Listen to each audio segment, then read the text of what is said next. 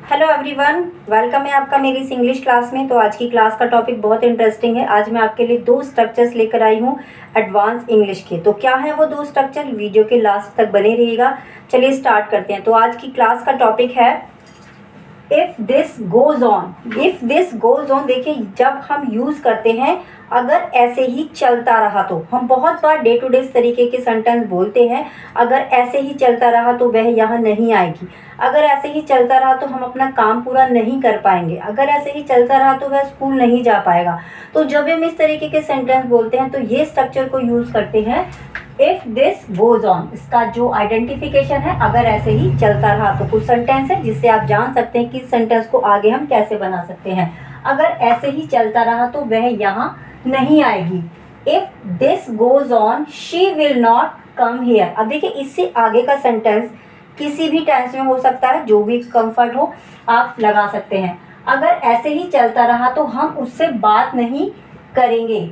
If this goes on we will not talk to him, या फिर हर। अगर लड़की है तो हर आएगा, अगर बॉय है तो हिम आएगा। अब देखिए इतना स्ट्रक्चर लिखने के बाद आप कोई भी सेंटेंस को यहाँ पर ऐड कर सकते हैं।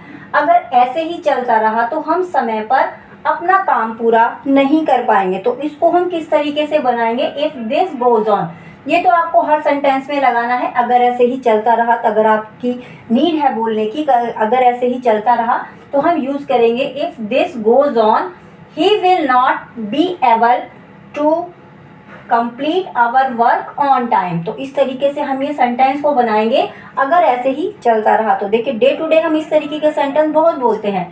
अब जो दूसरा स्ट्रक्चर है एज लॉन्ग एज, इसका मीनिंग निकलता है जब तक तब तक। जब भी आप ऐसा बोलें और आपको बोलना पड़े कि जब तक या तब तक, जब तक मैं यहाँ हूँ आप काम मत कीजिएगा, जब तक वह वहाँ है आपको कोई नुकसान नहीं पहुँचा सकता। तो इस तरीके के सेंटेंस जब आप बोलते हैं तो यूज़ करते हैं एज लॉन्ग एज का। तो देखिए किस तरीके से सेंटेंस को बनाएंगे, जब तक मैं यहाँ हूँ कोई बात नहीं करेगा।